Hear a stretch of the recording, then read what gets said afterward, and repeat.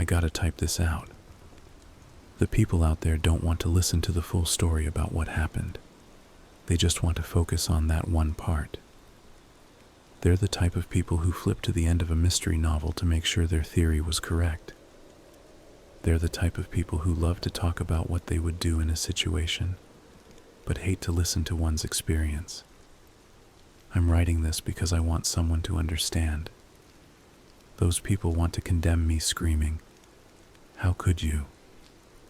And my response, "I only did what I had to," doesn't seem to satiate them. I have to explain myself and be heard. I guess that's why I'm typing this. I can already see that this is going to take a while. I am only allowed 1 hour of time with the computers before the guards shove me back in my cell. For the sake of honesty, I will confess that I am typing this from a correctional facility. I am not incarcerated yet. I am waiting to be tried, and from the disdainful looks I have been earning from the jury, I have no delusions as to the nature of the verdict. My daily 1 hour limit on my computer time is really going to prolong this. But after all, the trial is going to take a while due to the media circus this case has generated, so I do have time. I am also writing this because I am quite lonely. The guards want nothing to do with me, and I have been placed in isolation until the hearing is over. I am alone in here, and I am put in solitary when my multimedia time is up. There has been some speculation as to why this is. The court reasoned that it was for my safety. I could believe that if I hadn't seen the way they look at me. They want me isolated due to their disgust at my appearance and my actions. Ever since the accident, I have had this ghoulish appearance, which I don't feel much like talking about. And since there are no mirrors, I don't really have to confront the damage done to my body. I'll start at the beginning. I wanted a new start. I wanted to get away. I packed my belongings, which was not a whole lot, into 2 suitcases and hopped a cross-country flight towards Colorado. I was in a rut in my home state. I am going to gloss over the reservation in which I was born. I don't really consider it all to be part of my heritage. I wanted a fresh start and new experience. I watched the snow fall outside the window and thought of my dreams. I was granted that fresh start and new beginning by laughing and cruel gods. The engine stalled mid-flight. Our place fell out of the sky and collided with a mountain. The impact should have killed us instantly, but the pilot had attempted a breech landing. We slammed through trees that tore the plane apart, and we came to a skidding stop amongst the snow. I had blacked out from the sudden drop in altitude, but the shivering cold revived me within minutes. In a state of shock, I unbuckled my seatbelt and tried to stand up. Everything looked blurry, and I took my first tentative step. I fell flat on my face and would have broken my nose had something not shielded me from the floor of the plane. My hazy vision returned to me in patches, and I recognized I had collapsed on someone. I began to apologize profusely as my vision cleared, and I realized that my apologies were falling on deaf ears. The dead are unable to hear.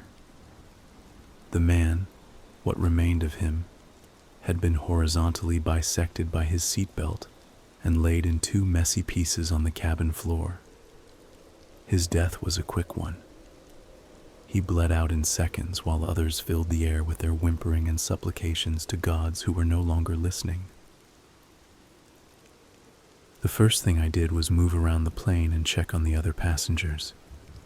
Most were obtunded and looked like they would never wake up due to their injuries. I guess I was lucky that I was in the middle of the plane and wasn't whipped around as badly as the others in the crash. Most of the passengers were lost causes. One woman had been lashed forward into the fold-down tray, which had pierced her neck and killed her relatively quickly. I stepped on something firm that gave under my foot. I desperately continued onwards, trying not to focus on their lack of response, or how tiny their shoe looked sticking out from the darkness from under the seats. I saw more carnage. The most gruesome instance that I can recall was the stewardess. She had been helping passengers into their seats while the plane went down. She didn't have time to get to safety as the food cart bore down on her and smashed her into the cargo door. I could only tell the remains were a stewardess by her name tag that read, Marge Reed. She was a red, splattered mess that was splayed against the door to the cargo, her exposed ribcage jutting out of her ruptured abdomen like a macabre spider that sought to ensnare me. I would have thrown up had I not been in such a shocked state. I moved up towards the cockpit, checking on any other passengers who might have survived. I passed by more dying and dead people. One arrested my progress. It was a man. He was dressed in a jacket with a tie, a business type. He groaned in pain. He pawed feebly at the metal protrusion in his chest. Upon closer examination, I learned that it was the metal part of the seat tray that had impaled him to his seat. It must have missed his heart, but judging by his rasping breaths, I knew it had probably pierced and deflated a lung. He was dead. He just didn't know it yet. The impaled man pled, "Help me. It hurts." His hands clawed at the metal bar, and he coughed up a watery red substance. I responded, "You're dying." His eyes dilated and he whimpered, "I'm cold." I nodded and braced myself. I told him to close his eyes, and when he did, I pressed the palm of my hand over his mouth and pinched his nose shut. He shifted in his seat and tore the wound in his chest deeper. My hand held fast to his mouth and nose as I gave him the only mercy that was left to give. I held my hand over his mouth for a few moments longer, until I was sure. Once I knew he was dead, I threw up in the aisle. I continued up the aisle. Most of the other passengers were beyond help, but their end was a fast approaching and merciful thing. They had only minutes left as opposed to the impaled man who might have lived through his injuries for a few agonizing hours before finally giving up the ghost. I keep telling myself that, and that was why I couldn't help them. Couldn't bring myself to do that again. I knew that if I did, something inside me would break. I would be just as dead as that man. The door to the cockpit was stuck. I rammed my shoulder into it a few times before it gave way enough for me to look in. I did not like what I saw. The nose of the plane had collided with the side of the mountain, and the cockpit had taken the brunt of the damage. It had crumpled like it had been in the hands of an angry god. Through the wreckage, I could see only a few things to confirm that there had actually been someone in the cockpit, one of which was a hand sticking out of the crumpled metal. It twitched spasmodically, and I lied to myself and said that it was the electricity from the sparking equipment galvanizing the body. I returned to the cabin of the plane, unwilling to stay as a witness to the gruesome scene before me. It was as I started down the airplane aisle again that I first became aware of the cold. It cut through to my core and sent me shivering.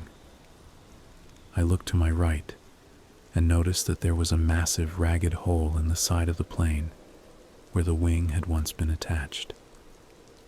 The cold air was blowing in and throwing a few wayward snowflakes into the aisles. A sound snapped my head up towards the back of the plane. Someone was in the lavatory, but the food cart was blocking their exit and trapping them inside. I pulled the cart aside, wincing as the wheels dragged through the messy remains of Marge. The man hobbled out of the bathroom. He had a few bruises and bumps, but he was going to survive. He walked with a limp, which made me assume that he had pulled something, or injured himself in the crash. He introduced himself as Jim, and as I was about to give him my name, a shout of surprise interrupted me. There was another survivor. The other survivor, who only addressed himself as Tamsin, had just regained consciousness next to the corpse of another passenger. We managed to wrestle him out of his seat, and Jim slapped some sense back into him. We each rehashed the story of the crash as if retelling it would change the outcome. Tamsin swore that we had hit something, and Jim proposed that the engine had froze over due to the unnatural cold. It was at that suggestion that the thought dawned on us that we would freeze if we didn't do something about the cold. We began pulling luggage from the overhead and blocking up the gaping hole in the side of the plane. This helped prevent some of the cold air from blowing into the plane and keep predators out. The sudden onset of adrenaline that we each experienced at the start of the crash had ebbed, and we were now just enervated. We spent the first night huddled together for warmth in the aisles, surrounded by the dead, while the wind howled at us through the wreckage of our plane. That night I dreamt of the pilot's hand sticking out of the wreckage. It twitched to life and began to beckon me with its fingers, as if inviting me somewhere. I didn't sleep so well for the rest of the night. We raided the food cart and ate chips while discussing our plans. I knew that the airport would know something went wrong when we didn't arrive, and they would come for us. Tamsin disagreed and pushed us to leave the wreckage and seek salvation. Jim opposed this, and that was when Tamsin became agitated. Tamsin told us that he wasn't going to stay in this steel coffin to freeze and starve to death, and that he was going to leave and find help. I was about to point out the ridiculousness of venturing outside without protection against the elements when Tamsin put his plan into motion. He began stripping the dead of their clothes and wrapping them around himself. He made an effective coat against the snow.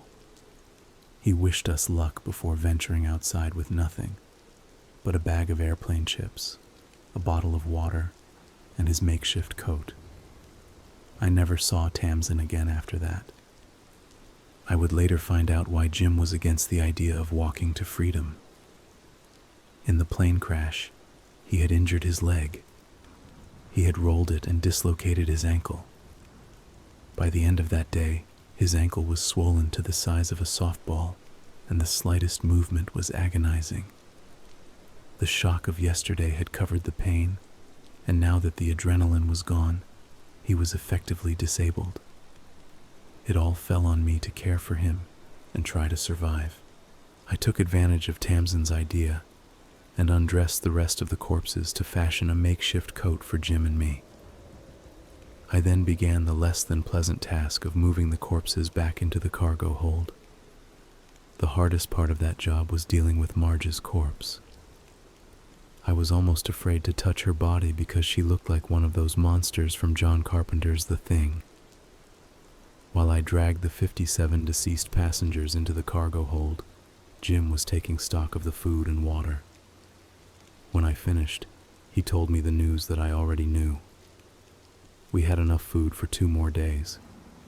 We crashed after in-flight service, and the reserves were depleted. At the end of the 3rd day, we were out of food. During those days, we speculated about how far away our rescue was. Jim told me that they were only a few days away, but I knew better. If they hadn't found us for 3 days, they had no clue where we were, and the search could take weeks. In my darker moments, I wished I had joined Tamsin and abandoned Jim. It would have been a lot quicker, one way or the other. After depleting our stock of food, our discussions began to grow darker. He spoke of death and the hopelessness of our situation. I knew that Jim's ankle had now swollen to the size of a grapefruit and hurt him so badly that he was drinking his way through the plane's minibar to ease the pain. The alcohol self-medicated him, but it made him have to use the lavatory frequently. I had to help him up, which hurt his leg and made him want to drink more. It was a vicious cycle. When he was drunk one night, he told me that we had to survive one way or another. He proceeded to suggest that we eat the corpses of the other deceased passengers. By then, a week had passed without food, and my stomach was filled with a dull hurt. I told Jim that the thought was insane. I waited until he passed out before I snuck back into the cargo to examine the corpses. They were practically naked save for their underwear, and their skin was covered in frost and frozen from the condensation that formed as the bodies thawed and unthawed in the hold. They had begun to rot. There was no way we could eat them without getting sick. The smell of the decomposed bodies was so pungent that I almost threw up. The cargo hold was not insulated like the main cabin of the plane, so its temperature fluctuated more wildly as the sun rose and scorched the plane's skin during the day, and the moon gazed silently as the night's cold tendrils coiled through the uninsulated section. When I returned to the little nest of clothes I had made, Jim was awake. He read my expression. "They're rotten." I told him we couldn't eat them, and that we would just have to wait for rescue. He laughed at that. He laughed manically for the rest of the day. Desperation began to set in the next couple of days. Time was a relative thing. I began to lose count of the days we had been stranded out on this mountain range. Jim drifted in and out of delirium as the pain in his dislocated ankle grew greater with every passing moment. He had moments of clarity where he was able to form coherent sentences, and befuddled moments where he only laughed or wept for hours. I retreated into myself as the hunger slowly began to eat me from the inside out. The jury wants to know when I made my fiendish decision and how I came to it. I can't give an exact time or sentiment. The days had settled into a dull malaise, and the nights had contorted into nightmarish phantasms of hands writhing in wreckage and rib cages closing around me like teeth. I felt nothing. I existed in a semi-conscious, stupefied state. All I can tell you is that before I did what I did, I lifted up the slat and looked out at the frozen landscape. No one was there, and I was all alone. I made my decision. I drank a tiny bottle of Jack Daniels to steel myself. I slammed the bottle on the armrest, and it broke into a sharp edge. I turned to Jim, who had shifted into a state of uncontrollable laughter. I had tried to talk to him for days, but he just kept laughing and shrieking nonsense. I had no other choice. I stabbed him in the throat, and the mini bottle cracked as it pierced him. Blood welled up on the surface, but it hadn't penetrated deep enough to be a fatal wound. Having lost the weapon, I straddled and began choking him. He resisted feebly. His hands beat at me, but I was wrapped in clothes and barely felt it. It took him 5 minutes to die. I continued to choke him until I was sure he was dead. His eyes rolled back in his head, and his struggling stopped. I kept strangling him for a few minutes to be sure. I throttled him and shook him until his neck gave a sickening snap. I placed my head over his chest and listened for his heart. I heard nothing. He was dead. Once I was certain that he was gone, I rolled off of his chest and threw up bile. I was hunched over on the ground. I wept bitter tears into the bile. There was nothing of any substance in my stomach to begin with, but I knew that I was about to fill it in the most macabre way possible. My hunger overtook me. I knelt to his open wound and placed my lips over it. The feeling of having something warm, after what felt like an eternity of living in the frigid environment, coursing down my throat filled me with such vigor. Once I had quenched myself of the copper and crimson elixir, I set to the grisly task of separating the flesh from bone. I had nothing to aid my task but my hands and teeth. I tore the flesh of my friend off in hunks with my teeth. I won't describe it in any more detail as I have already done. I am ashamed of it, but if put in the same situation all over again, I would do the exact same thing. After eating Jim, who had been my only source of companionship in the desolate ruins of the plain, I lost all semblance of sanity. I drifted. No, I divorced myself from reality. I returned to a sort of primal state. I was a feral and fiendish creature. I don't know how much time had passed while I was in this primordial state. I don't know if days or weeks had elapsed since I consumed my friend before help finally arrived. I only know the circumstances in which my rescuers found me. Judging from their witness testimony, they breached the plane through the massive hole in the side. They had to tear out the luggage barricade that we had erected. At first, the search and rescue team thought that there were no survivors. They did a search of the aisles and found nothing. It was when they moved into the cargo hold that they found me and the other passengers. The cargo hold was dark. They couldn't see anything, so they had to use their flashlights. Before they could switch them on, many attested to having heard a sickening crack. When they finally trained their lights on me, I had just broken open the bone of one of my fellow deceased passengers. My mouth was firmly attached to the woman's fractured femur, and I trying to suck the marrow out of it. The light startled me out of my state. At first I thought that the light from their flashlights was a product of my fevered dreams. It was only until I looked up at them and into their faces that I knew I wasn't hallucinating. They looked at me in a mixture of shock, terror, and disgust at having seen me at my most human state. They weren't sure if I was a monster or man. I'm still not sure of that myself. I don't know how long I had been in the cargo hold, but I am aware of a few things. At some point, I had striped off my makeshift coat. I must have been in the cargo hold for at least a couple of days, feeding off of the marrow of the other passengers' corpses. The cargo was not insulated. It was so cold in there at times, but I couldn't leave. It was nice, dark, comfortable. They took me back to civilization, a shell of my former self. My first concrete memory of being back in civilization was when I first caught sight of the monster. They had put me up in a hotel for the night while they decided what to do with me. They wanted to charge me with murder and desecration. I couldn't think of anything to do, so I paced in my room for hours. It was in this boredom that I first caught sight of the monster that plagues me to this very day.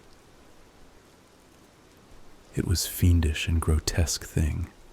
Its nose and fingertips were black, and there was a feral, knife-sliced grin plastered across its face that made it look almost as manic as Jim. It was gaunt and emaciated. I wanted to scream, but I was paralyzed. It took me a few moments before I realized that the monster I had seen was my reflection. I recall something Elie Wiesel wrote. From the depths of the mirror, a corpse gazed back at me. The look in his eyes, as they stared into mine, have never left me. I stared at the fiend transfixed for hours. I couldn't tell who or what had survived that plane crash. That is my story. This will be my last day in here. Tomorrow morning I will be gone. The image of the jury standing and declaring me innocent of murder is burned into my mind. He stood and said, "We, the jury, find the defendant, Kaneonuskatew Mr. Blackwood, to be innocent due to extenuating and debilitating circumstances. Tomorrow, I will be released back into the world. To be truthful, I am ambivalent about the verdict. I am not sure if I should be released back into the world. A part of me yearns to be free, and another part of me demands that I be caged. Every night, I wake with a scream trapped in my throat, and the salty and iron-esque taste of marrow is fresh in my mouth. I don't know what is worse, the memory dream, or how my stomach growls, and I can almost taste the copper and sickly sweetness. That sounds crazy, right? I know it is crazy. That is why I am going to erase this, all of this. Even if I decide to delete this entire thing, I'm glad I told it. I'm glad to get all of this off of my chest. The prison guard sank into the chair with an over-exaggerated sigh. He was glad to see that freaky-looking man leave. The trial was over, but the media shitstorm still swirled around them. The news stations were clamoring for information. He glanced back and forth to make sure there were no witnesses before he began. He turned on the computer and began searching for any relevant data Blackwood might have left behind. Anything, a letter or email to family or friends, would fetch a high price with them. The guard found no email, but he did manage to recover a document that had been deleted hours before Blackwood was released back into the world. The prison guard leaned forward and began to read the document with a hungry expression on his face. This would fetch a high price indeed.